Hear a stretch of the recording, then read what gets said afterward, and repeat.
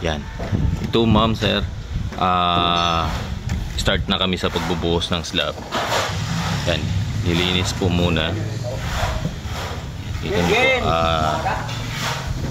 nilinis ng tubig po ito para wala pong debris na nakadikit. So kahapon yung video, kahapon yung connection natin ng mga para sa abang natin sa CR, yung water line, yung floor drain, yung downspout, yung ventilation, yan, okay na siya. Pati yung wiring, yan, kahapon na video ko na rin ito.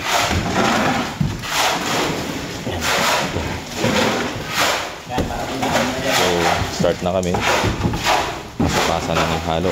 Muna namin yung para sa biga, tapos dito kami naghalo sa taas. Lilinisin namin ma'am sir yung area pagkatapos namin maghalo dito. Ayan, mamaya po i-video ko na rin yung para sa sa finish nito, magbubuli ng flooring. Yan, dagdag ko lang po, ito po yung guide namin. Yan ang answer, guide po ito sa flooring. So ito yung thickness ng flooring natin. So bilang in-upgrade ko na siya o tinaasan ko na, dahil kung meron tayong CR, magre-reduce kasi magdadrop tayo sa CR natin, kaya ginawa ko ng 4.5 yung kapal ng ating slab. Tapos dito sa CR nakadrop lang tayo, maglalagay lang kami ng coco lumber dito, magdadrop na yun. Ibubukod namin yung sa CR, nakadrop po siya. Hanggang dito sa una namin.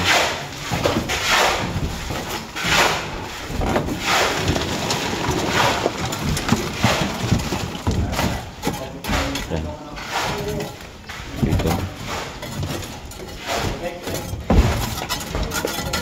Isiksik mo Frank, lagyan mo ng kuha ka ng yun ng bakal.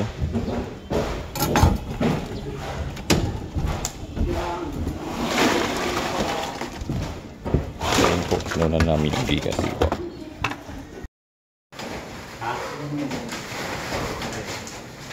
Yan, additional kami ng Sahara kasi para sa waterproofing. 6 yung supot ng semento, 6 din na Sahara. Dalawa kami ng gatas. Sawa na kami sa gabi.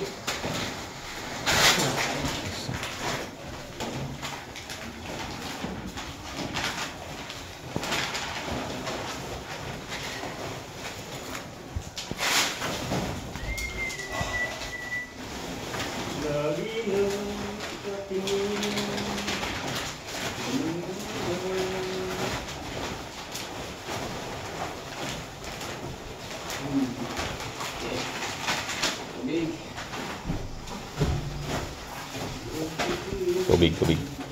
Mahal tubig nga, buksan mo. Huwag mo na tubig, Greg. Tubig.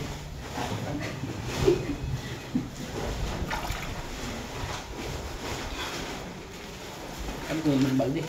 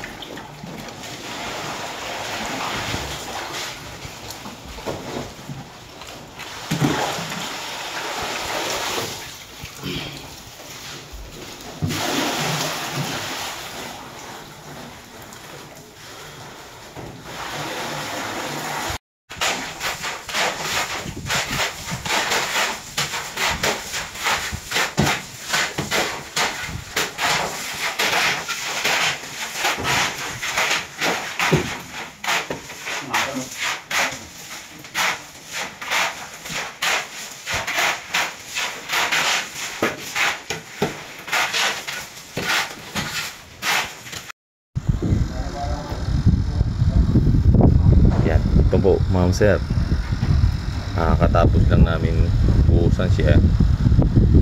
So ang oras ngayon is 2:30 ng hapon. So then, dito na side kasi kaninang umaga na to, naboli na siya, kaya yun, medyo matuyo na siya, medyo matigas na po ito. Pero doon sa side na gitna, medyo maputik pa.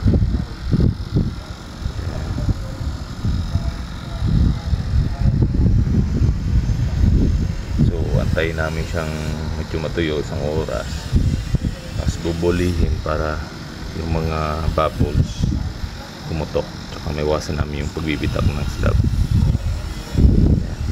Dito yun sa ito, sa part ng sa inlet. Ayan. So yun dun sa kabila, doon ko po i-video sa pupuntahan ko po doon sa area doon. Ito yung dito, hindi pa siya ganun napuli, so matubig pa. Ayan. Tsaka yung area ng second floor CR. Lagay kami ito po kulamber, tapos nakadrop po ito. Ayan, 5 cm. Tapos yun, abang natin sa floor drain, sa bowl at saka sa downspout. Ayan, water line. Ayan, na rin. Tapos itong hallway. Ayan, 70 cm po yung hallway natin.